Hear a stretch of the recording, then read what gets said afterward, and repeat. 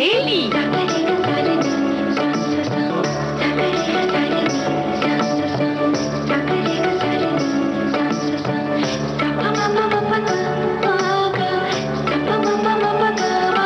सखी सहेली।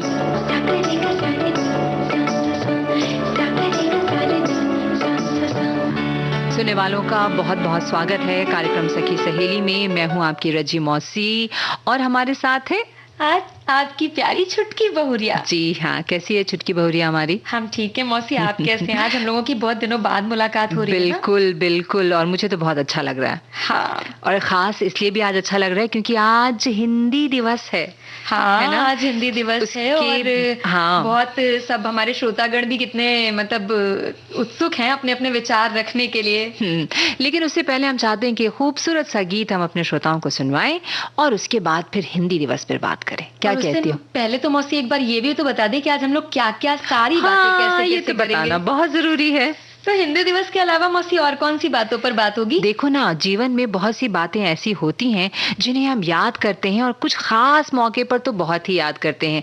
यानी कि वो दिन याद करो। और उसमें क्या होता था, पहले जब हम छोटे थे तो एक रफ कॉपी हुआ करती थी ना। बिल्कुल, तुम्हें याद है? रफ कॉपी के तो अलग किस्से हैं, मतलब दिमाग में और दिल में ऐसी प्यारी सी यादें बसी हुई है ना मौसी की, क्या ही बताएं। और घूमने भी चलेंगे। हाँ, कहाँ इस बार चलेंगे? नालंदा। शिक्षा और की समृद्ध जो स्थली रही है, विश्व का सबसे पुराना कहते हैं विश्वविद्यालय था वहां पे। और उसके बाद हवा और प्रकाश के महत्व के बारे में भी लोगों के विचार भी लेंगे, हम अपने विचार भी देंगे। हाँ, अब एक दूसरे की बातें साझा करेंगे इस मंच पे। तो गीत सुन ले। हाँ, फिर गीत सुन के ही आगे काम करते हैं। मेरे दिल में हल्की सी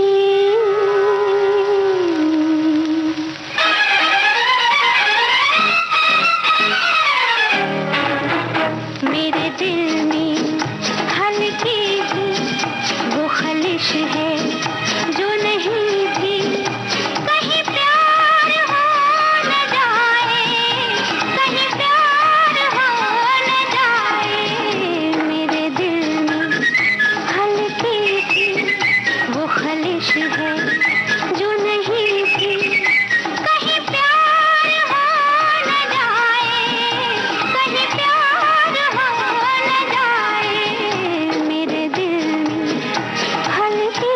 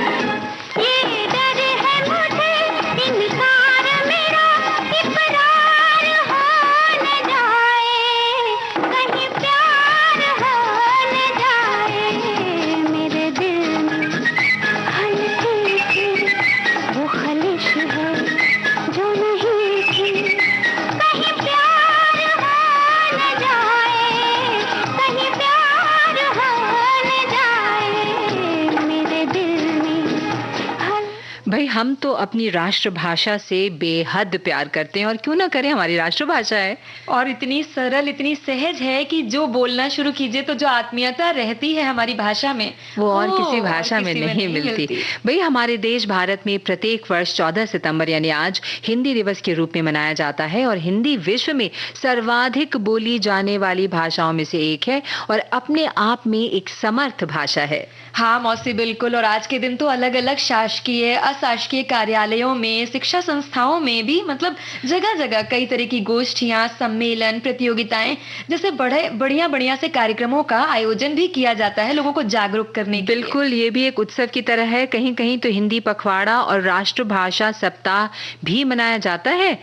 इसके इतिहास के बारे में कुछ बातें करें क्या? हाँ, इतिहास मतलब शुरुआत कहाँ से हुई ये भी तो जानना जरूरी है। मतलब इसकी शुरुआत की अगर हम बात करते हैं तो राष्ट्रभाषा प्रचार समिति वर्धा के अनुरोध पर सन 1953 से संपूर्ण भारत में 14 सितंबर को प्रतिवर्ष हिंदी दिवस के रूप में मनाया जाता है। जी हाँ, हिंदी की शब्द संपदा अपार है। हिंदी सदा नीरा सलीला की तरह अनवरत बहती है, जिसमें कभी कुछ शब्द बाहर तो कुछ अंदर होते रहते हैं। हाँ, और हमारे एक श्रोता ने भी मौसी लिखा है कि मतलब अपने विचार साझा किए हैं कि मानव जाति अपने सृजन से ही स्वयं को अभिव्यक्त करने के तरह तरह के माध्यम खोजती रही है। आपसी संकेतों के सहारे एक दूसरे को समझने की ये कोशिशें अभिव्यक्ति के सर्वोच्च शिखर पर तब पहुंच गईं जब भाषा का विकास हुआ। भाषा लोगों को आपस में जोड़ने का सबसे सरल और जरूरी माध्यम है। हिंदी सिर्फ भाषा नहीं, एक अभिव्यक्ति है। हिंदी एक ऐसी भाषा है जो सभी धर्मों के लोगों को आपस में जोड़े रखने का काम करती है। ये सिर्फ एक भाषा का काम नहीं करती, बल्कि एक देश की संस्कृति, वेशभूषा और रहन सहन की पहचान है। और इन्होंने सभी को हिंदी दिवस की हार्दिक शुभकामनाएं भी बोली हैं। बिल्कुल, आप सबको भी शुभकामनाएं, और बहुत ही सुंदर संदेश आपने हमें लिख के भेजा। एक और एसएमएस है, हिंदी दिवस भारत की कुछ महत्वपूर्ण त्योहारों में से एक माना जाता है। हिंदी दिवस का त्योहार 14 सितंबर 1953 से मनाया जा रहा है। हिंदी दिवस को मनाने का मुख्य उद्देश्य भारतीय लोगों के बीच हिंदी भाषा की जागरूकता को फैलाना है। हिंदी भारत में सर्वाधिक बोले जाने वाली भाषा है, और 1949 के केंद्रीय सभा बैठक के दौरान हिंदी को केंद्रीय भाषा के रूप में चुना गया था। हम इतिहास की बात कर रहे थे, चुटकी बहुरिया, मगर इसके बावजूद भारत में कहीं कहीं पर लोग ऐसे हैं जो इस भाषा को उतनी अहमियत नहीं देते हैं जिसकी वो हकदार है, जिसकी वजह से हिंदी दिवस हर साल पूरे भारतवर्ष में मनाया जाता है। हाँ मौसी, बिल्कुल भी। मतलब वैसे ये भी बात तो है ना कि हिंदी के अनेक रूप देश के स्थानीय और आंचलिक बोलियों के रूप में प्रचलित हैं। शायद इसलिए भाषा के नियमों, क्रिया कारक के रूपों और कहीं कहीं शब्दों के अर्थों में भी अंतर देखने को मिलता है, पर सबके मूल में तो मौसी हिंदी ही है। बिल्कुल बिल्कुल। और भाई, कोई भी हिंदुस्तानी विश्व में चाहे जहां जाए, पर जब कोई अपना हमवतन मिल जाता है ना और हिंदी भाषी हो, तो भाई हिंदी में ही अपनी भावनाओं को व्यक्त करता है, और कितनी मधुरता से, कितनी सहजता से अपनी भाषा को, अपने दिल की बात, अपने मन की जो भावनाएं हैं वो उमड़ने लगती हैं। अगर किसी भाषा में सहजता से व्यक्त करना हो तो वो अपनी ही भाषा है, वो हिंदी ही है। बिल्कुल बिल्कुल। छुटकी बहुरिया, जब हम बात कर रहे हैं तो हिंदी से जुड़ी कुछ अपने दिल की बात, अपने मन की भावनाएं अगर किसी भाषा में सहजता से व्यक्त की जा सकती है तो वो तो हिंदी ही है ना? और जी मौसी, बिल्कुल भी। जब हम ये सब बातें कर रहे हैं तो कुछ दिलचस्प सी बातें और भी हैं जो हम लोगों ने बातचीत जब हम लोग कर रहे थे तो उन पर ध्यान गया था, तो क्यों ना अपने श्रोताओं के साथ साझा कर ली जाए। बिल्कुल बिल्कुल। भाई, इंग्लिश और मैंड्रिन के बाद हिंदी विश्व की सबसे ज्यादा बोली जाने वाली तीसरी भाषा है। हाँ, और दुनिया की सबसे प्रसिद्ध ऑक्सफोर्ड शब्दकोश की अगर हम बात करें तो हर साल भारतीय शब्दों को ये संकलित कर रहा है। आत्मनिर्भरता, चड्डी, बापू, सूर्य नमस्कार, आधार, नारी शक्ति और अच्छा शब्द को अपने प्रतिष्ठित शब्दकोश में जगह दी है इसने। और इतना ही नहीं भाई, 2017 में ऑक्सफोर्ड ने 70 भारतीय शब्दों को शामिल किया था, जिनमें 33 से ज्यादा हिंदी थे, जिसमें भेलपुरी, चूड़ीदार, ढाबा, बदमाश, चुप, फंडा, चाचा और चमचा, दादागिरी, जुगाड़, पायजामा, कीमा, पापड़, करी, अवतार, चीता, गुरु, जिमरखाना, मंत्र, मंत्र, महाराजा, मुगल, पंडित, ठग और बारामदा जैसे शब्द पहले से शामिल हैं। हाँ, मतलब जिन लोगों को यहाँ की भाषा में बोले जाने वाले शब्दों की जानकारी नहीं है, उनका अर्थ नहीं समझ में आता, तो अब वो ऑक्सफोर्ड में देख सकते हैं, में देख सकते हैं। और दक्षिणी प्रशांत महासागर के क्षेत्र फिजी में, जहाँ पर हिंदी को आधिकारिक भाषा का दर्जा दिया गया है। जी हाँ, और इसके अलावा Mauritius, Philippines, Nepal, Guana, Suriname, Trinidad, Tibet और पाकिस्तान में कुछ परिवर्तनों के साथ ही सही, लेकिन हिंदी बोली और समझी जाती है। हाँ मौसी, और बोली समझी जाती है। और हम देखते हैं कि जितना, मतलब कभी कभी ऐसा होता है, बोल रहे होते हैं, किसी अन्य भाषा का प्रयोग भी कर रहे होते हैं, पर जो सहजता, जो अटूटता जिसको कहते हैं, कि मतलब बिना रुके किसी भी रूप में हम अपने भावों को व्यक्त कर पाते हैं, तो वो अपनी भाषा में ही कर पाते हैं, हिंदी में ही कर पाते हैं। बिल्कुल। और भी बहुत सारे संदेश आए हैं, कुछ संदेश भी हम शामिल कर लें। हमारे एक श्रोता ने मौसी लिखा है, निज भाषा उन्नति है, सब उन्नति का मूल, बिन निज भाषा ज्ञान के मिटत न हिय को सूल।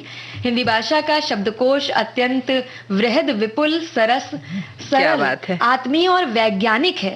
हिंदी मातृभाषा नहीं अपितु भारत की अंतरात्मा की सजीव अभिव्यक्ति है। भारत के सर्वांगीण विकास, राष्ट्र को एकता के सूत्र में बांधने में हिंदी भाषा एक मजबूत कड़ी है। और इन्होंने भी सभी को बधाई दी है, हिंदी दिवस की शुभकामनाएं दी हैं। बिल्कुल, बहुत सुंदर संदेश आपने भेजा। और हम एक और मैसेज है वो शामिल करते हैं, लेकिन उससे पहले गीत सुन लें छुटकी बहुरिया। हाँ ठीक है मौसी, गीत बातों के साथ साथ गीत भी चलते रहने चाहिए। बिल्कुल बिल्कुल।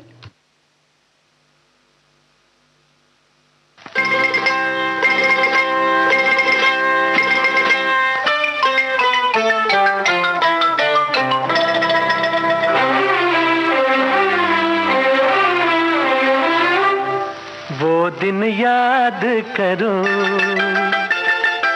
वो दिन याद करो, वो छुप छुप के मिलना, वो हंसना हंसाना, वो दिन याद करो। वो दिन याद करो,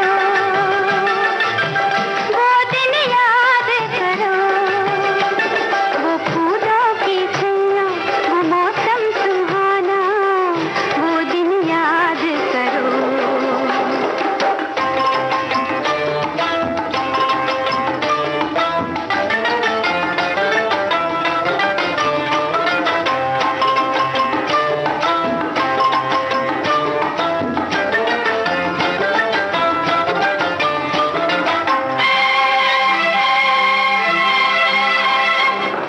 फिरते थे आजाद हम तो चमन में, चांद और सूरज है जैसे गगन में।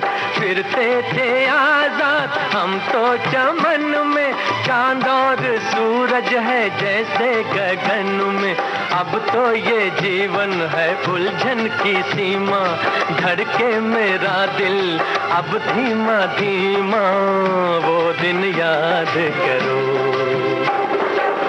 वो दिन याद करो,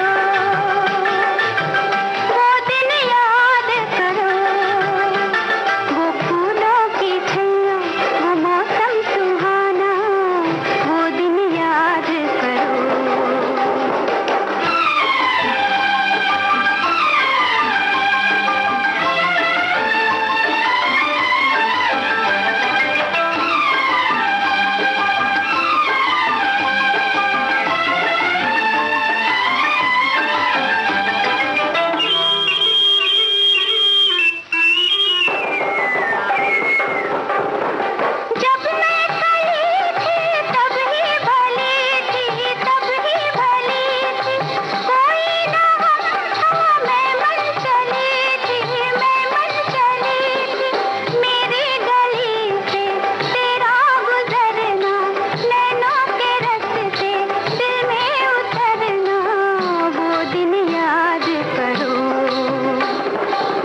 वो दिन याद करो,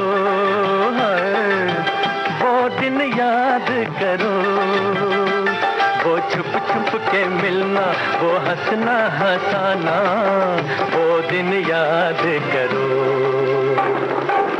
वो दिन याद करो,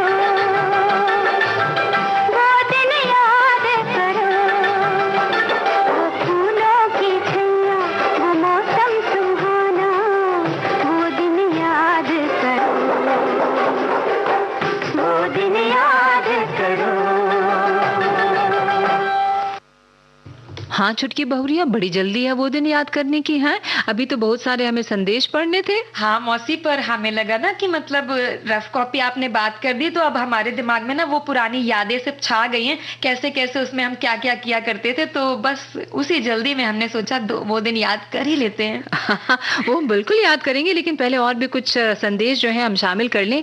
भाई एक संदेश आया है कि हिंदी दिवस को मनाने का उद्देश्य देश में अंग्रेजी भाषा के बढ़ते चलन और हिंदी की अपेक्षा को रोकना है, लेकिन आजादी के 75 वर्ष बाद भी हिंदी वो जगह नहीं ले पाई जिसकी वो हकदार थी। आज भी बच्चों की ओर उनके अभिभावक की पहली पसंद इंग्लिश मीडियम स्कूल है। आज का भारतीय युवा हिंदी से दूर जा रहा है। अंग्रेजी उपन्यास वे पढ़ते हैं, लेकिन उन्हें हिंदी के स्वर्णकाल और हिंदी के प्रसिद्ध लेखक और कवियों के बारे में जानकारी नहीं है। उन्हें ये नहीं पता कि हिंदी में कैसे कैसे महान लेखक और कवि हुए हैं जिनकी रचनाएं तब भी समसामयिक थी और आज भी हैं। हाँ बिल्कुल मौसी, और उन्होंने बहुत ही सारगर्भित तरीके से अपने विचार हमसे साझा किए हैं। और हमारे एक श्रोता हैं, उन्होंने थोड़ा मजाकिया अंदाज में एक बात बताई है कि इंग्लिश में अंकल और आंटी, लेकिन हमारी हिंदी में मामा, मौसी, बुआ, फूफा, चाचा, चाची, नाना, दादा, नानी, दादी अलग अलग संबोधन से जाने जाते हैं और हर रिश्ते की अपनी पहचान है। ये खूबसूरती है, ये सुंदरता है हमारी भाषा की। बिल्कुल। और एक और श्रोता है मौसी, जिन्होंने मतलब अपना एक हंसी का वो साझा किया है हमसे अनुभव कि आज मुझे हिंदी के वो शिक्षक याद आ रही हैं जो हमारे जोधपुर विद्यालय में हिंदी पढ़ाते थे, और उनका नाम श्याम प्यारी जी था। हिंदी में वो सुलेख लिखवाते और घर पर माता जी लिखवाती थी। कई शब्दों का उच्चारण मैं गलत करता था, वो पूरे पन्ने भर देना पड़ता था। और सत्यवचन, आदेश, मृत्यु, ये शब्द कई बार गलत बोल जाते थे जब ये छोटे थे। तो ऐसे तो गलत तो मौसी बहुत बोल जाते हैं और पहचान भी नहीं पाते हैं। बिल्कुल।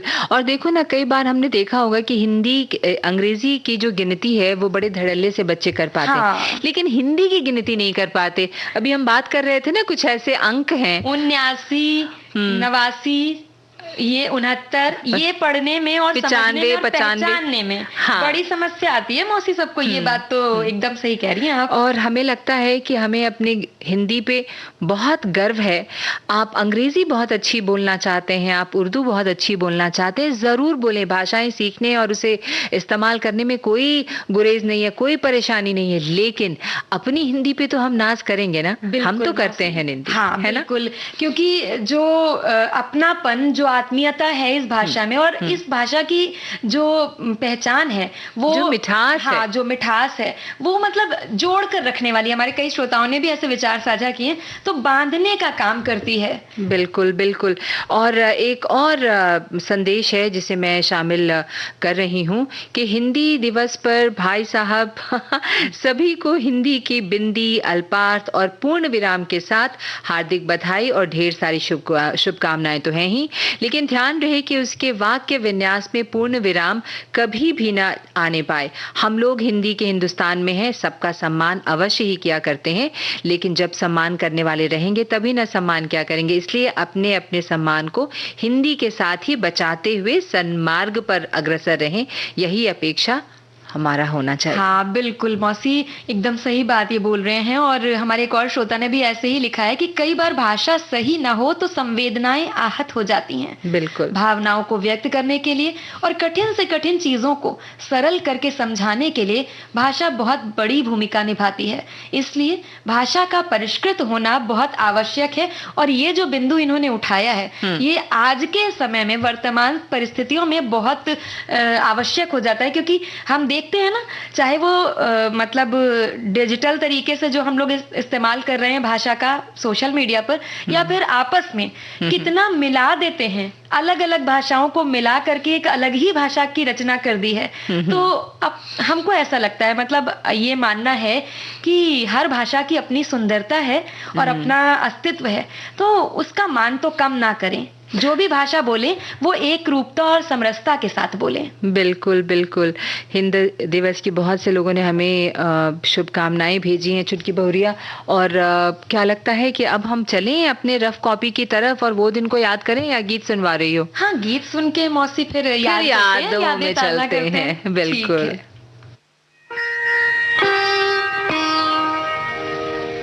नदी नारे हाय, नदी नारे न जाओ शाम पैया परूं, नदी नारे न जाओ शाम पैया परूं, पैया परूं शाम पैया परूं, पैया परूं शाम पैया परूं, नदी नारे न जाओ शाम पैया परूं,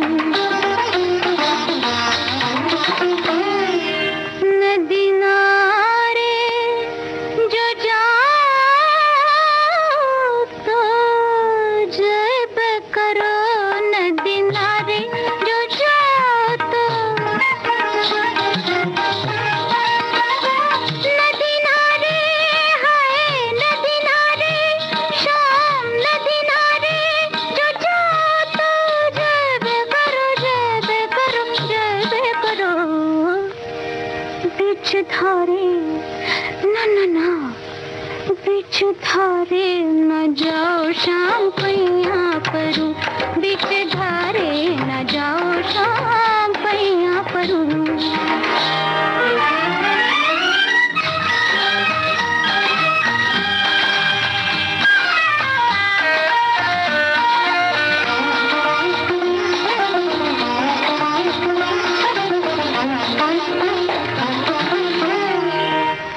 बीच धारे जो जाओ तो जब करो, उस पारे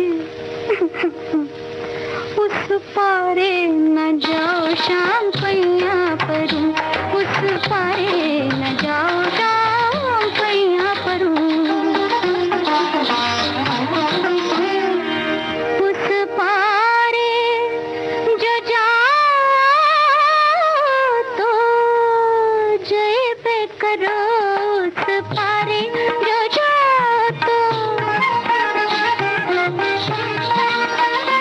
उस पारे हाय, उस पारे हो, उस पारे जो जाओ तो जब करो, जब करो, जब करो, संसवतिया हाय, संसवतिया न लाओ शाम पैया परूं, संसवतिया न लाओ शाम पैया परूं, नदी नारे न जाओ शाम पैया परूं, नदी नारे न जाओ शाम पैया परूं, नदी नारे न जाओ शाम।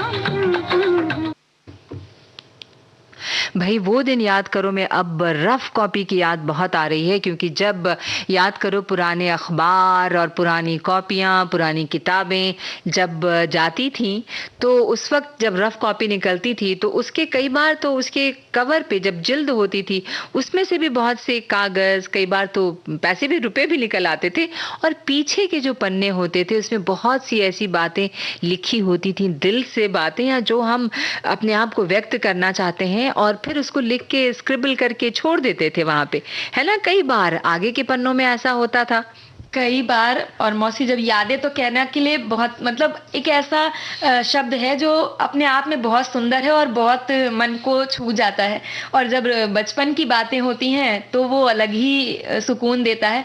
तो रफ कॉपी की अगर बात करें तो हमारी जो रफ कॉपी हुआ करती थी उसमें तो चित्र बहुत होते थे। चित्र बहुत अच्छा तुम्हारी रफ कॉपी में हाँ, मतलब हंसी ठिठोली करते समय अब जैसे सवाल लगाए जा रहे हैं, रफ कॉपी ज्यादातर सवाल लगाने के लिए मतलब इस्तेमाल होती थी, और सवाल लगाए जा रहे हैं, लगाते लगाते अगर वो सवाल का उत्तर नहीं आ रहा है, प्रश्न नहीं समझ में आ रहा है, पीछे जाकर करने लगे, तो बस मन बहलाने के लिए कहीं कोई चित्रकारी शुरू हो जाती थी। और ऐसा करते करते जब मन थोड़ा सा ठीक हो जाता था, लगता था अब थोड़ा सा सही समझ में आ रहा है, एक बार फिर से प्रयास करेंगे सवाल लगाने का, तो कहीं ना कहीं मन को स्थिर करने का काम हम किया करते थे उसमें। बिल्कुल, और मुझे तो याद है कि मैं गाने लिखा करती थी रफ कॉपी में, पता है, क्योंकि उस जमाने में ये तो यूट्यूब और ये बाकी चीजें तो थी नहीं उपलब्ध, सिर्फ एक रेडियो होता था या रिकॉर्ड्स होते थे, तो वो रेडियो आप सुन रहे हैं तो उसमें से जल्दी जल्दी गाने लिख लो, उसके बाद उसको याद करना, गुनगुनाना सीखना।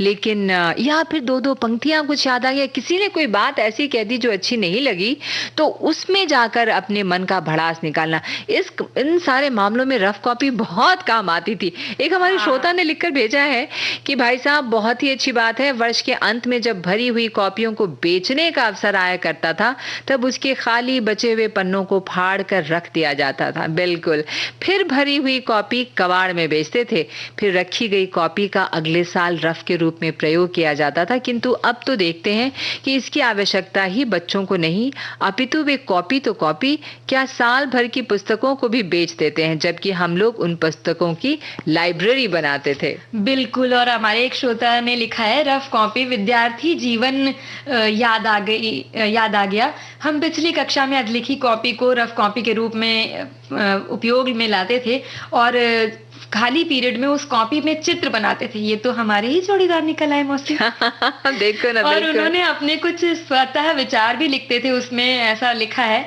जब कभी विषय कॉपी भूल जाते थे तो रफ कॉपी बड़ी काम आती थी। कभी तो रफ कॉपी के पन्नों से हवाई जहाज बनाकर उड़ाते थे और मजा भी लेते थे। हाँ, एक श्रोता ने लिखा है कि आज रफ कॉपी की बातें होंगी तो स्कूल के लिए जरूर एक कॉपी बनाई जाती थी जो दूसरी कॉपी की अपेक्षा थोड़ी सस्ती होती थी। वैसे ये भी सही है, सही लिखा है। हाँ, और है ना, बिल्कुल उसमें सिर्फ रफ ही काम किया जाता था और घर में स्लेट का उपयोग करते थे रफ काम के लिए। बिल्कुल, हमारे एक और श्रोता लिखते हैं कि रफ कॉपी स्कूली दिनों में बस्ते में किताब कॉपियों के अलावा एक और कॉपी होती थी जिसे हम रफ कॉपी बोलते थे। जैसा नाम वैसे उसके पृष्ठ, यानी कि खुरदुरे और मटमैले से, जैसे अभी एक और श्रोता ने साझा किया। तो किसी किसी में तो लिखते ही हुए फाउंटेन पेन की स्याही भी फैल जाती थी, जिससे कागज के दूसरी तरफ लिखना असंभव हो जाता था। रफ कॉपी भी स्कूल की अलग और घर पर अभ्यास के लिए अलग होती थी। उन दिनों घर में 4-5 कैलेंडर टंगे होते थे जिनका उपयोग साल बदलने पर रफ कॉपी के बनाने में होता था। ऐसे तो हम लोग कैलेंडर तो कॉपी में कवर चढ़ाने के लिए मौसी करते थे। हाँ बिल्कुल, चाहे अखबार भी है हाँ, ना, या किसी कलाकार की तस्वीर अगर बहुत पसंद आ गई। एक ने लिखकर भेजा, एक श्रोता ने, कि बड़ा मन करता था नई सफेद कॉपी में काम करें, लेकिन वो तो फेयर कॉपी होती थी जिस पर गृह कार्य करके स्कूल ले जाते थे। रफ कॉपी यानी रजिस्टर नुमा पापा अपने ऑफिस से लाकर दिया करते थे, जो वहां किसी काम की नहीं होती थी। एक तरह से रद्दी, हल्का पीला रंग, उसके पेज पर एक साइड तो प्रिंट हुआ होता था और आगे पेज खाली रहता था। जैसे एक चित्र सी लगा दिया इन्होंने, जिस पर हम सवाल हल करते थे या लिख लिख कर याद करते थे। बड़ा गुस्सा आता था, सोचते थे ये भर जाए तो नई सफेद कॉपी मिलेगी, लेकिन भरे उससे पहले ही दूसरी कॉपी, रफ कॉपी मिल जाती थी और फिर रफ काम उसी पर मन मार कर करते थे। हाँ मौसी, और ये यादें हम अभी साझा करते रहेंगे, लेकिन इस अंतराल के बाद।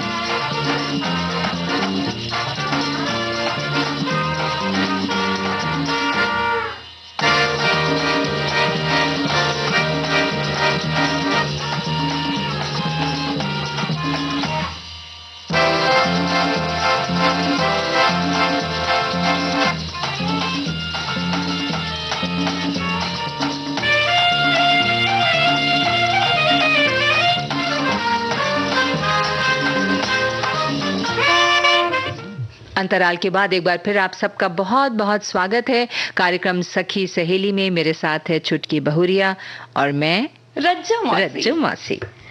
तो मौसी, यादों की बातें हो रही हैं और हमारे श्रोता भी बहुत बढ़ चढ़ करके अपने विचार साझा कर रहे हैं, अपने पूरे अनुभव बता रहे हैं रफ कॉपी को लेकर के। और एक हमारे श्रोता ने अपने अनुभव को साझा किया है हमारे साथ कि वो दिन याद है जब हम लोग एक कक्षा से नई कक्षा में जाते थे तो पापा मम्मी पुरानी कॉपियों के खाली पेज निकाल करके उनको एक बड़ी सी सुई से सिलकर मोटी कॉपी तैयार कर देते थे अगली कक्षा में रफ काम करने, जैसे गणित के सवाल के अभ्यास के लिए या फिजिक्स केमिस्ट्री के सवाल याद करने के लिए, तो उनको बगैर देखे लिखने के लिए वो उपयोग में लाते थे। वैसे रफ कॉपी एक भानुमति का पिटारा हो जाया करती थी, कुछ भी नोट करना होता था तो उसी में कहीं ना कहीं नोट कर लेते थे। ये बात तो बहुत ही मजेदार है और एकदम सच है मौसी, ये हम लोग भी करते रहे हैं बचपन में। बिल्कुल बिल्कुल। एक श्रोता ने लिखा है कि रफ कॉपी वो कॉपी जो बच्चे अपनी मर्जी से जो भी उनके विवेक में आता है वे लिख डालते हैं, जिसे उनके कक्षा अध्यापक बहुत कम देखते हैं और नहीं भी देखते हैं। अध्यापक के कक्षा में पढ़ाते समय जल्दी जल्दी बोलने से बच्चे लिख नहीं पाते, तो वे अक्सर रफ कॉपी का ही प्रयोग करते हैं, जो घर जाकर या कक्षा में अतिरिक्त समय में अपनी विषयगत कॉपी में साफ और सुंदर लिखावट में लिख लेते हैं और आगे वे उसे ही याद करते हैं। इसमें कुछ बच्चे घर पर भी रफ कॉपी का प्रयोग करते हैं और मोबाइल या अन्य माध्यमों से प्राप्त जानकारी को रफ कॉपी पर नोट कर लेते हैं और उसे कक्षा में साथियों से शेयर करते हैं, और या कक्षा अध्यापक से भी उसकी जानकारी लेकर फिर अपने विषय की कॉपी पर जगह देते हैं। लेकिन बेचारी रफ कॉपी जो होती है वो बहुत तरह की सब्जेक्ट, सारे विषयों से भरी पड़ी होती है, आपकी सोच से भरी पड़ी होती है, आपके प्रैक्टिस, आप जिस चीज को लेकर बहुत अभ्यास कर रहे होते हैं उसको लेकर भरी पड़ी होती है। और अभी तो हमारे एक श्रोता ने लिखा है इसको भानुमति का पिटारा। भानुमति का पिटारा। हमारे एक श्रोता ने तो ये भी लिखा है, मतलब अलग ही तरह का अनुभव साझा कर दिया। हम लोग तो इस बारे में सोचते ही नहीं थे कि रफ कॉपी में सबसे कम जगह में कौन लिखता है, ये इनकी सहपाठियों के साथ होड़ रहती थी। अच्छा। हम लोग तो रफ कॉपी जितनी जल्दी भरे और उसके साथ एक नई कॉपी मिलने की उम्मीद में थोड़ा सा मतलब रफ कॉपी में ज्यादा काम किया करते थे। बिल्कुल बिल्कुल। और अब एक गीत सुन ले। मौसी, अब यादें हैं, यादों का तो पिटारा हम लोगों का कभी बंद ही नहीं होता। हाँ, तो इतने सारे तो सुन लेते हैं और उसके बाद आगे की चर्चा करेंगे।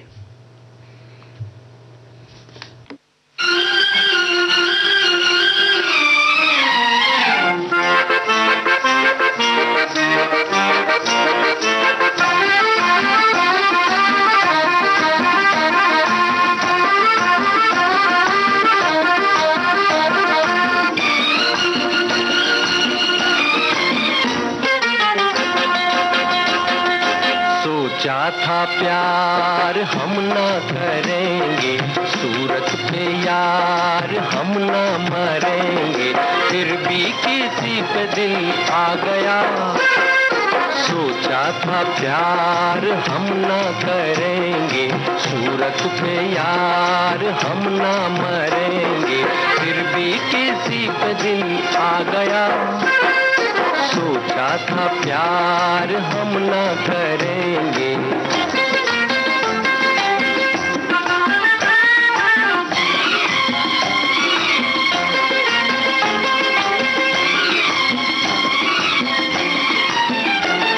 बहुत खाक दुनिया की छानी थी हमने, बहुत खाक दुनिया की छानी थी हमने, अब तक किसी की ना मानी थी हमने, अब तक किसी की ना मानी थी हमने, धोखे में दिल कैसे आ गया। सोचा था प्यार हम ना करेंगे, सूरत पे यार हम ना मरेंगे, फिर भी किसी पे दिल आ गया। सोचा था प्यार हम ना करेंगे।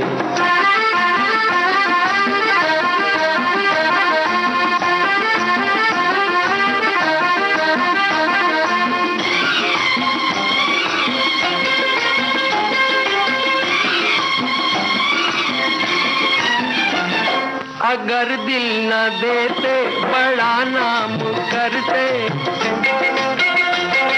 अगर दिल न देते बड़ा नाम करते, मगर प्यार से क्या बड़ा काम करते, मगर प्यार से क्या बड़ा काम करते। दिल को यही काम भा गया, सोचा था प्यार हम ना करेंगे, सूरत पे यार हम ना मरेंगे, फिर भी किसी पे दिल आ गया। सोचा था प्यार हम ना करेंगे, सूरत पे यार हम ना मरेंगे, फिर भी किसी पे दिल आ गया। सोचा था प्यार हम ना करेंगे।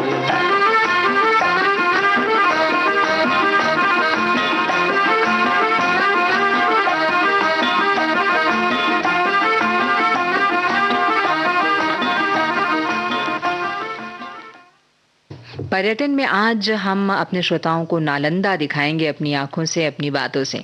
क्या छुटकी बहुरिया? हाँ मौसी, बिल्कुल। और ये तो एक सांस्कृतिक धरोहर है और हमारी मान और प्रतिष्ठा का प्रतीक भी माना जाता है। बिल्कुल बिल्कुल। सबसे पहले तो हम ये भी बता दें आपको कि नालंदा जो है वो बिहार राज्य का एक जिला है, जो प्राचीन महाविहार का एक बौद्ध मठ था। हाँ, नालंदा के ऐतिहासिक स्थलों में सबसे पहले नालंदा विश्वविद्यालय की बात हम करते हैं, जो 450 ईस्वी में गुप्त वंश के शासक कुमार गुप्त ने इसकी स्थापना की थी। और यहाँ 10,000 छात्रों पर 2,000 शिक्षक थे। मतलब करीब 780 साल तक यहाँ पढ़ाई हुई और इसका अस्तित्व 12वीं शताब्दी तक था। ऐसी मान्यता है कि महात्मा बुद्ध ने कई बार इस विश्वविद्यालय का दौरा किया। यहाँ विदेशी छात्र भी बहु संख्या में आते थे। 114 हेक्टेयर में फैले हैं नालंदा विश्वविद्यालय के अवशेष, जो आप देखने जा सकते हैं। और भी आसपास कुछ जगहें हैं छुटकी बहुरिया। पावापुरी जैसे पावापुरी जैनियों का तीर्थ स्थल माना जाता है मौसी। ये नालंदा से लगभग 25 किलोमीटर की दूरी पर है। जैन धर्म के सबसे बड़े प्रचारक और अंतिम तीर्थंकर भगवान महावीर को पावापुरी में अपना आखिरी उपदेश उन्होंने दिया था और यही उनका अंतिम संस्कार भी हुआ था। यहाँ पर 2 मंदिर भी हैं, समोशरण और जल मंदिर। बिल्कुल। और नालंदा के बिहार शरीफ में बड़ी दरगाह एक जगह है। मुस्लिम संत मखदूम शाह शरीफुद्दीन का ये मकबरा बहुत ही बड़ा प्रसिद्ध पर्यटक स्थल है। और राजगीर का नाम आपने सुना होगा, ये भी नालंदा जिला में ही है। ये वहां से 34 किलोमीटर दूर है। और नालंदा से और राजगीर में कई दर्शनीय स्थल हैं। हाँ, जैसे कि विश्व शांति स्तूप है, पांडु पोखर है, वीरायतन है, वेणुवन है, घोर कटोरा, सारीपुत्र, कुंडलुपुर और सोम भंडार वगैरह ऐसी सारी जगह हैं यहाँ पर। बिल्कुल बिल्कुल। और देखो ना, एक श्रोता ने लिखकर भेजा है कि नालंदा के बारे में बहुत कुछ सुना था, किंतु वहां जाने का सुअवसर मिला इसी वर्ष फरवरी माह में। और विविध भारती के नियमित श्रोता हैं ये। उन्होंने अपनी लड़की की शादी का न्योता देते हुए उन्हें वहां बुलाया था और विवाह के बीच एक दिन समय मिला तो ये घूमने गए नालंदा और बहुत खुश हुए। वहां पे उन्होंने बहुत से वो जो रूइंस हैं वो देखे, जो अवशेष हैं।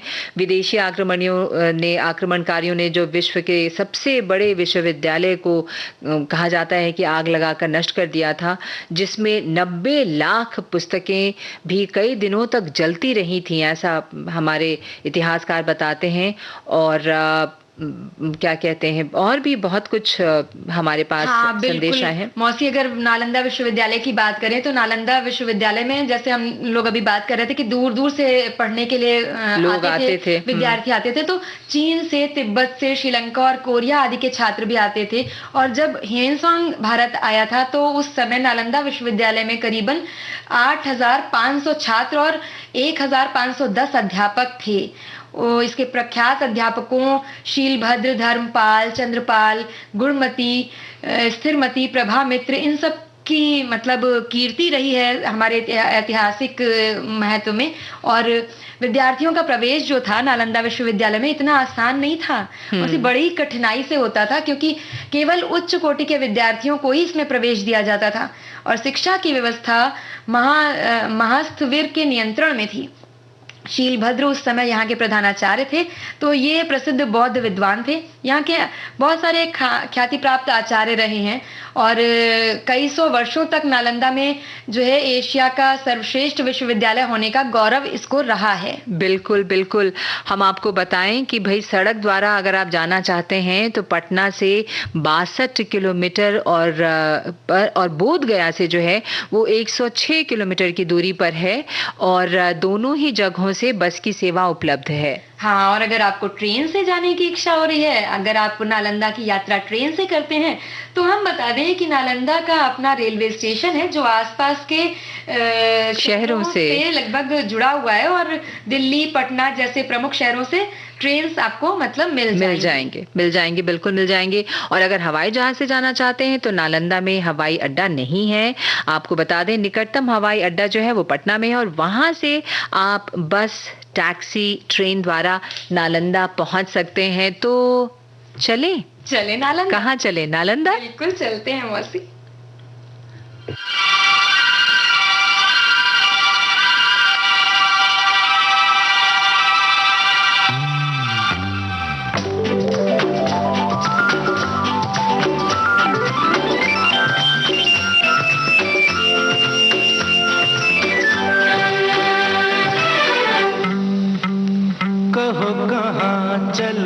जहाँ तुम ले चलो,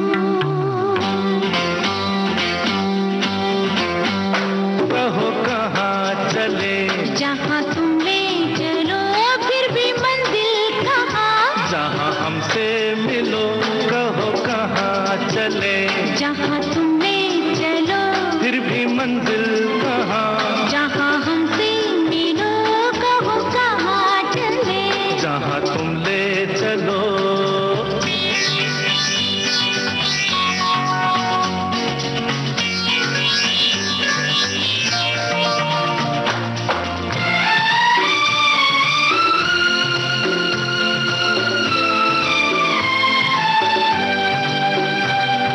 प्यार का सफर तो दीवाना, खबर नहीं कहाँ लिए जाए मस्ताना, कहाँ लिए जाए मस्ताना।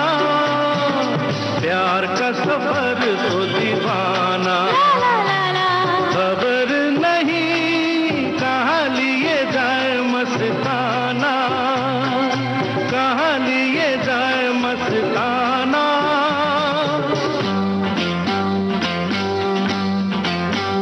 मोड़ आए जहाँ वहाँ मिलके चलो, फिर भी मंजिल कहाँ, जहाँ हमसे मिलो, कहो कहाँ चले, जहाँ तुम ले चलो।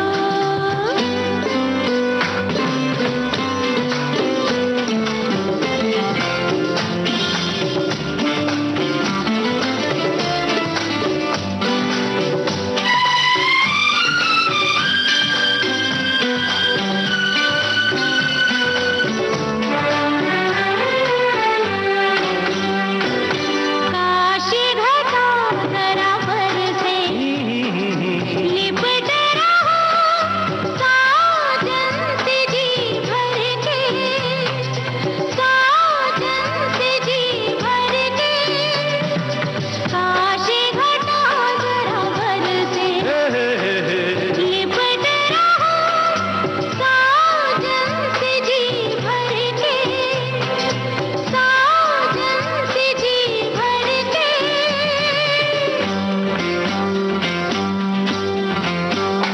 रंग उठे समा आज ऐसे मिलो, फिर भी मंजिल कहाँ, जहाँ हमसे मिलो, कहो कहाँ चले, जहाँ तुम ले चलो।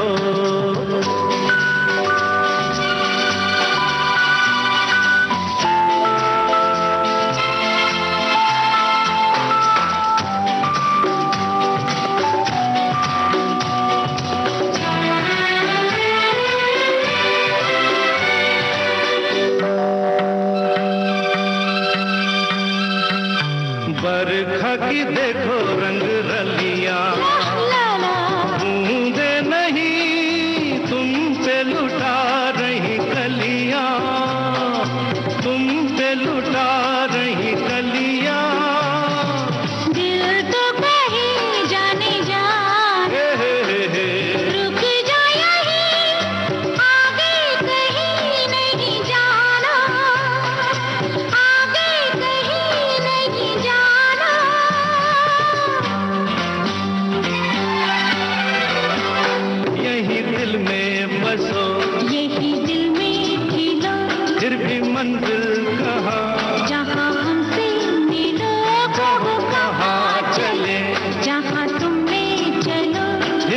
मंजिल कहाँ, जहाँ हमसे मिलो, कहो कहाँ चले, जहाँ तुम ले चलो, कहो कहाँ चले, जहाँ तुम ले चलो कहो कहाँ चले, जहाँ तुम ले चलो, कहो कहाँ चले। जहाँ तुम। वाह, कितनी खूबसूरत, कितनी अच्छी, कितनी स्वच्छ हवा थी वहाँ की। बिल्कुल मौसी, ताजा ताजा, और मौसम भी कितना अच्छा हुआ है ना खुला खुला सा। बिल्कुल। तो यानी कि हवा, स्वच्छ हवा भी बहुत जरूरी है हमारे जीवन के लिए। हाँ, और क्या, बिना हवा के कैसे सांस लेंगे। बिल्कुल। तो भाई, हवा यानी सांस और श्वास मतलब जीवन। एक लम्हे को अगर सांस ना आए तो घबरा जाते हैं, हम डर जाते हैं। तो उस हवा और उस जीवन का महत्व हम कैसे भूल जाएंगे भला? ये कैसे संभव है? हाँ, और पेड़ों को सांस लेने के लिए हवा चाहिए। हवा तापमान बनाए रखने में सहायता करती है, वायु ऊर्जा की आपूर्ति करता है। और पशु पक्षी इंसान सभी को हवा चाहिए। हवा रुकती है तो घुटन का एहसास होता है। हमारे वातावरण में नाइट्रोजन, ऑक्सीजन, कार्बन डाइऑक्साइड नाम की हवा होती है और इनमें से ऑक्सीजन का प्रयोग हम सांस के लिए करते हैं। जी हाँ, स्वच्छ हवा जो है वो कई बीमारियों से हमें दूर रखता है, जो हमारे शरीर की ताकत को बढ़ाती है। उसी तरह वायु की जो वो परत जो पृथ्वी को घेरे हुए है, उसे वायुमंडल कहते हैं। वायु से ऑक्सीजन और कार्बन डाइऑक्साइड के आदान प्रदान के लिए पौधे तथा जंतु एक दूसरे पर निर्भर हैं मौसी। बिल्कुल। और देखो ना, बहुत सारे हमारे श्रोता ने हमें लिखकर भेजा है संदेश, जिसमें से एक ने हमें लिख के भेजा है कि भाई, स्वस्थ रहने के लिए जितनी शुद्ध हवा जरूरी है उतना ही प्रकाश भी आवश्यक है। प्रकाश में मानव शरीर के कमजोर अंगों को पुनः सशक्त और सक्रिय बनाने की अद्भुत क्षमता है। हाँ, और मौसी, एक और हमारे श्रोता हैं जिन्होंने हवा के महत्व पर अपने विचार साझा किए हैं कि पृथ्वी पर जीवन का मूल आधार सर्वप्रथम वायु को दिया जाता है। इसके द्वारा पेड़ पौधे, पशु पक्षी, इंसान और सभी जीवित प्राणी जीवन प्राप्त करते हैं। ऑक्सीजन के अभाव में शरीर की प्रतिरोधक क्षमता की अल्प मात्रा से शरीर को अनेक प्रकार की बीमारियां ग्रस्त कर लेती हैं और जीवन को असंतुलित कर देती हैं। वायु हमारे चारों ओर मौजूद है। हम अपने आसपास उपस्थित हवा को देख नहीं सकते, लेकिन जब पत्तियों की सरसराहट होती है तो हम समझ जाते हैं कि यहाँ हवा चल रही है। और ये महसूस सबसे ज्यादा मौसी गर्मियों में होता है। सोचिए, हवा की कमी तब बहुत महसूस होती है जब हवा नहीं चलती है। और हम लोग कैसे प्रार्थना सी करने लगते हैं, अरे चला दीजिए भगवान जी, हवा चला दीजिए, हवा चला दीजिए। बिल्कुल। और अगर हम ये सोचते हैं कि भाई हवा सिर्फ सांस लेने के लिए ही जरूरी है, तो ऐसा सोचना बिल्कुल गलत है, क्योंकि इसका महत्व और भी क्षेत्र में है। जैसे हम पवन चक्की चला सकते हैं और बिजली भी पैदा कर सकते हैं, है ना? हाँ। और हमारे एक श्रोता ने तो और भी बहुत सारी बातें लिखी हैं कि हवा, पानी, अग्नि, भूमि, गगन, इन पंच तत्व के बिना मनुष्य का जीवन जो है वो अधूरा है। किसी भी जीवित प्राणी के लिए ऑक्सीजन बहुत जरूरी है, जो कि हवा और पानी से मिलती है।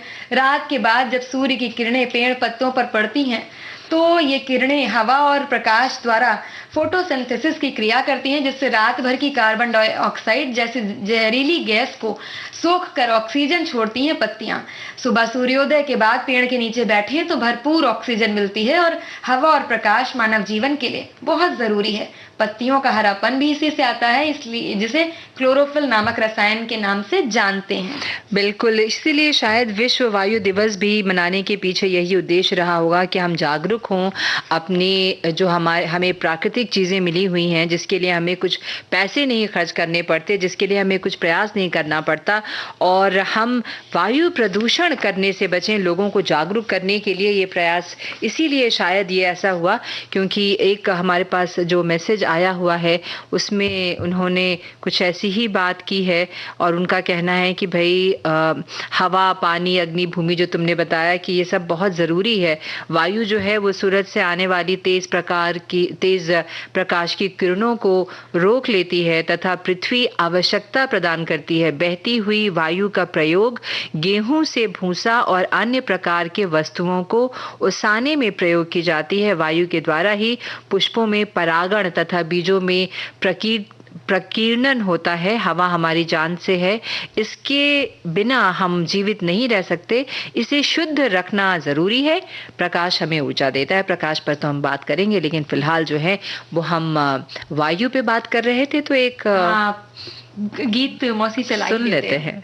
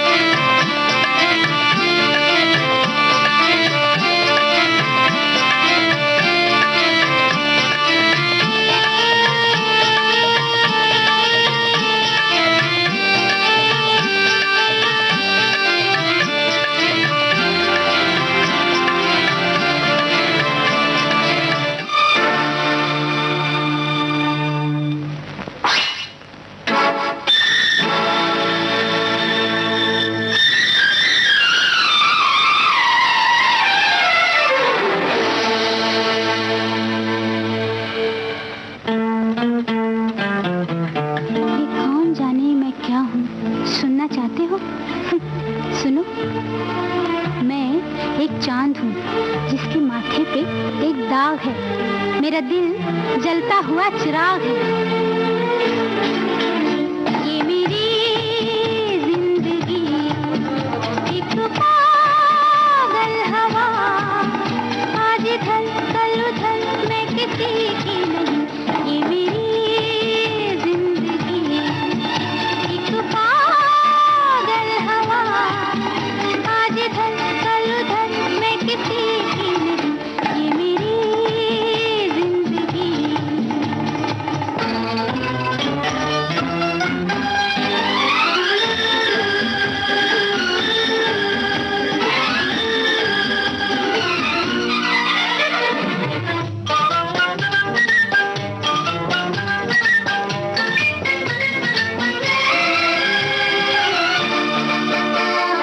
जीवन मेरा ज्योति प्यार की, और दिल से मेल चाहत था खेल, दुनिया से प्यार करती।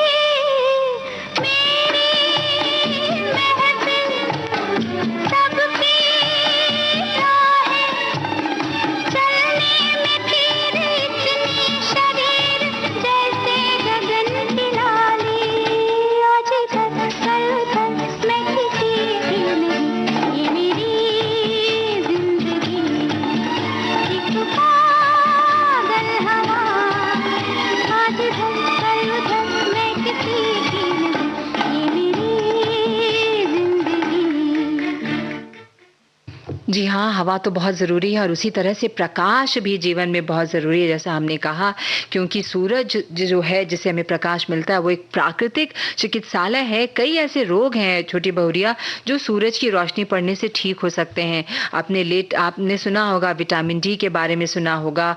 बहुत सी ऐसी चीज़ है जो निरंतर धूप में बैठने से उसका हमें फ़र्क पड़ता है। एक हमारे श्रोता ने भी लिख के भेजा है कि भाई सूर्य ऊर्जा का सबसे बड़ा स्रोत है, साथ ही विटामिन डी का भंडार भी है और सूर्य की रोशनी हमारे मानसिक स्वास्थ्य के लिए भी बहुत आवश्यक है। बातें बहुत सी है, जानकारियां बहुत सी हैं, लेकिन घड़ी की सुई कहती है कि भाई हो गई आज की बात इतनी। अब आप अनुमति लें अपने श्रोताओं से और फिर मुलाकात होगी उनसे, फिर बातचीत होगी। तो बस रज्जो आज मौसी के लिए आज्ञा दीजिए। रज्जो मौसी की तरफ से नमस्कार और छुटकी बहुरिया की तरफ से भी नमस्कार।